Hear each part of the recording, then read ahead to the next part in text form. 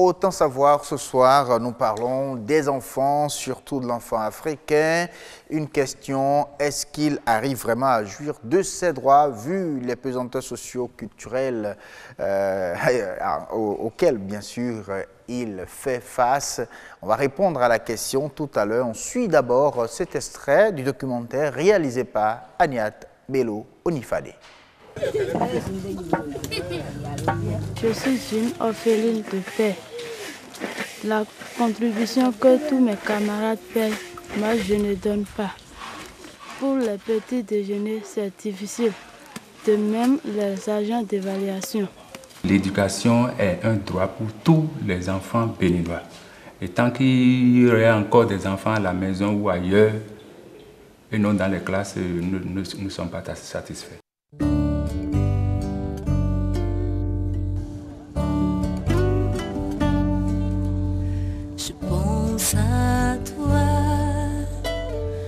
Toi l'enfant qui déjà si jeune subit la dureté de la vie. Ange au doux regard, gorgé de le droit à l'éducation, un droit fondamental pour tous les enfants, une utopie pour certains enfants béninois.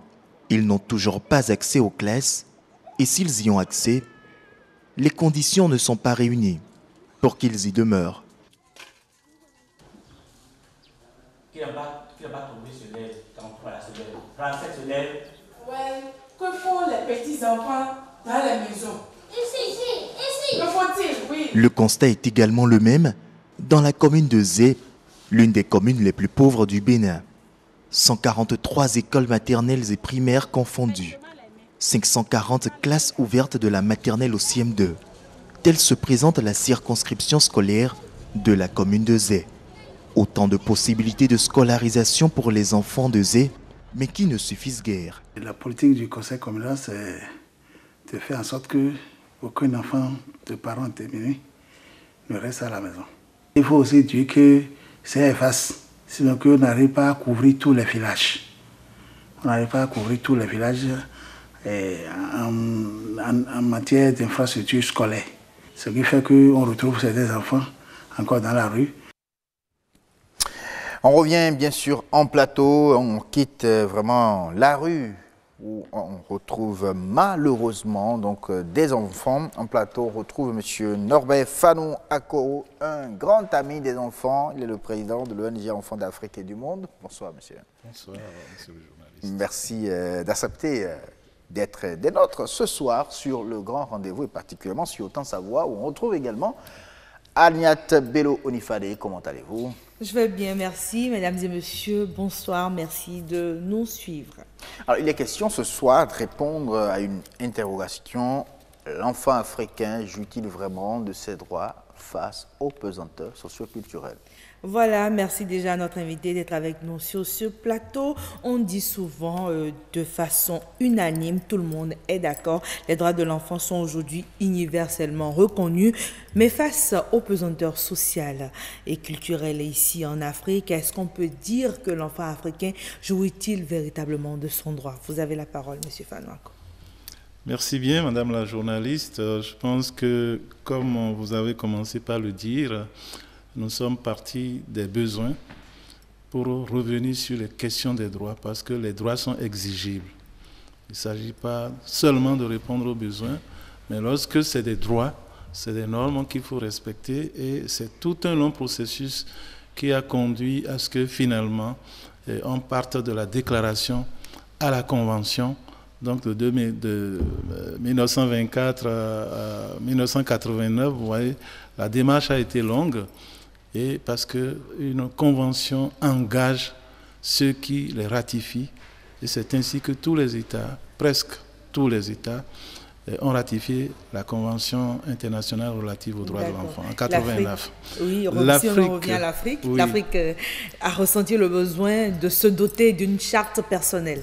Exactement. L'Afrique est le seul continent au monde qui s'est dit, oui, la Convention, d'accord, mais nous avons des spécificités chez nous, et par conséquent, il faut qu'on puisse avoir une charte qui ressemble à l'Afrique et aux Africains, surtout aux enfants africains. Donc, le Bénin est parti donc, de cette charte-là.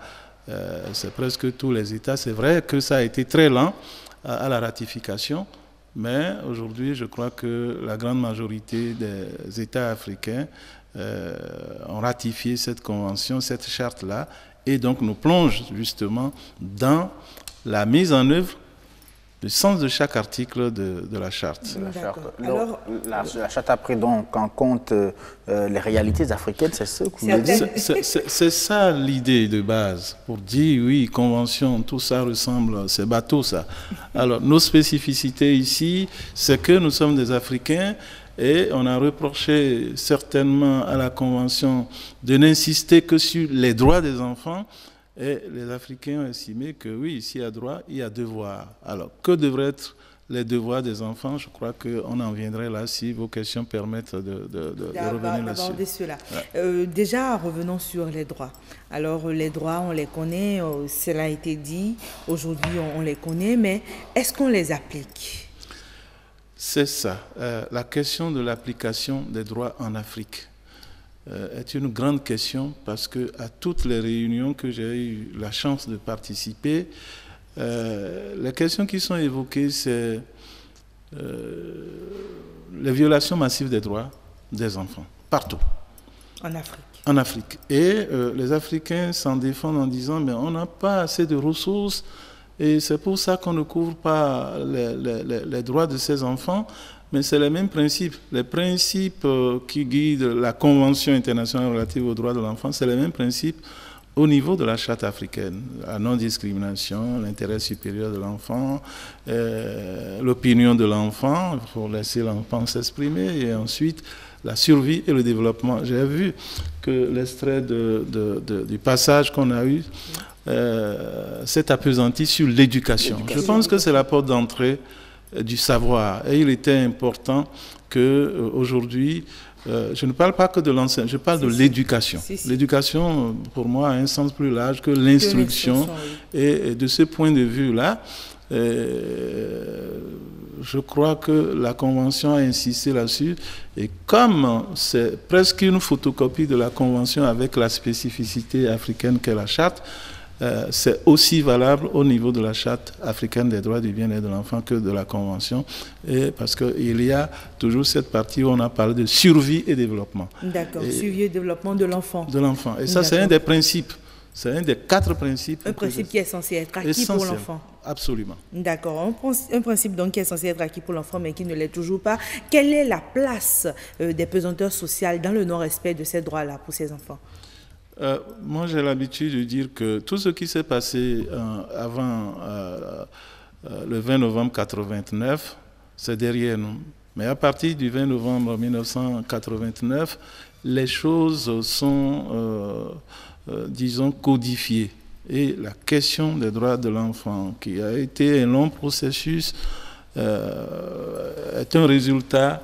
Si je prends la Convention, c'est le résultat de plusieurs années de négociations, de remise en cause, de consensus, parce que vous avez plusieurs sensibilités, les religieux, les États, et chacun y a mis de son poids pour qu'on en arrive à ce niveau-là. Donc c'est consensuel. C'est dommage que souvent les Africains estiment qu'ils n'étaient pas présents au débat, alors que c'est tous les États qui existaient, qui ont pu participer, et par conséquent, ce n'est pas une bonne raison de dire non. On n'était pas là quand vous avez décidé ça pour nos enfants. Et que ça, c'est l'affaire des Blancs. C'est souvent ce qu'on a tendance à dire. Mais M. Fadouako, nous parlons des pesanteurs socioculturels en Afrique, des réalités africaines. Est-ce que ces partis-là qui sont... en tout cas, je voudrais parler des conservateurs. Est-ce qu'ils étaient invités au débat? Est-ce qu'ils étaient là, en réalité? Lorsqu'on veut faire ce genre de choses, c'est chaque pays qui s'organise pour prendre le point de vue des représentants de l'État. C'est vrai qu'on devrait peut-être faire une large consultation pour que les gens s'expriment, parce que c'est une question essentielle. parce que ça gère la vie de l'avenir d'un pays, parce que les enfants, c'est cela. Ces gens-là, je veux dire, les conservateurs, ils ont comme l'impression qu'on conçoit quelque chose, on leur amène ça pour dire, ben, écoutez, mais voilà ce qu'on va faire désormais. Ils n'étaient pas impliqués dans le débat au départ. Ils auraient quand même exprimé tout... Leur réticence. Leur réticence et tout ça aujourd'hui, en ce moment-là. Ça fait rire parce que si on vous donne une place, vous ne l'occupez pas, vous ne venez pas au débat, vous pensez que les autres vont réfléchir à votre place et qu'ils connaissent mieux vos problèmes que vous-même. Bon, mais on va vous mettre... devant le fait accompli? Oui, si c'était ça le cas, encore que je ne suis pas certain que l'Afrique ait manqué de voix dans ce débat-là. L'Afrique était là au rendez-vous. Je pense qu'on peut peut-être condamner qui étaient ceux-là qui nous ont représentés. Voilà. Mais ils ont tenu compte des réalités du moment pour dire ce qu'ils avaient à dire. Et de toute façon, le test en 89 a été pris par les Nations Unies et ça engage tout le monde. Maintenant, revenons à la charte. À la charte, justement. Oui, parlons de la charte. Est-ce que les Africains ont été pris vraiment en compte? Non, la charte n'est pas... Je sais que c'est africain. On sait que c'est africain. On sait que c'est africain. On sait que la charte elle est africaine. Si on peut parler un peu de certains droits, si vous permettez, j'aimerais quand même qu'on puisse revenir à un droit qui revient sur toutes les lèvres, souvent quand on parle du droit des enfants, le droit à la parole. Pendant longtemps, dans notre culture, l'enfant n'a pas le droit à la parole devant les adultes. C'est seulement les adultes qui décident pour l'enfant ce qui est bon pour lui. Est-ce qu'aujourd'hui, pour vous, on en est en quoi à cette étape? D'abord, la grande question, c'est tout ce qu'on a dit des droits là, tout ce qu'on a écrit. Il y a combien qui s'intéressent à ça? Je prends les personnes instruites. Est-ce qu'il nous est arrivé de nous arrêter pour dire, mais on parle tellement de droits de l'enfant, mais de quoi ça retourne? De quoi on parle? Nous parlons des droits humains. On a pensé que c'est ceux qui ont fait le droit à l'université qui... c'est leur affaire. Encore que là, ce qu'on a appris à l'université n'est pas ce qui est courant. Et donc, il y a des documents clés qu'il faut avoir sur soi.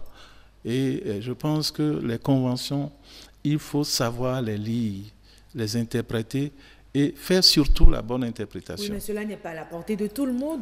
Si vous devrez vous adresser aux téléspectateurs qui nous suivent, celui qui est à Tangueta ou celui qui est à Tchoumi Tchoumi et qui ne comprend peut-être pas grand-chose dans la convention et qui a besoin quand même de savoir qu'est-ce qu'il faut. Ces enfants ont besoin de quoi pour que leurs droits soient respectés? Vous lui direz quoi en peu de temps? Alors, ce que je lui dirais, il veut savoir sur les droits de l'enfant, qu'est-ce que je lui dirais dans sa langue si j'étais là-bas? Je commencerai par les principes qui sont là et qu'il ne faut pas violer. C'est important. Les 4 principes sont là. Je lui parlerai également des 4 catégories des droits de l'enfant qui existent et je lui demanderai de faire l'effort pour respecter cela. Je lui demanderai aussi d'être attentif parce que la radio rapproche aujourd'hui les gens. La télévision, pour ceux qui ont accès à cet instrument, rapproche les gens. Et là, on peut apprendre pas mal de choses si vos invités sont des spécialistes dans les domaines pour lesquels vous les invitez.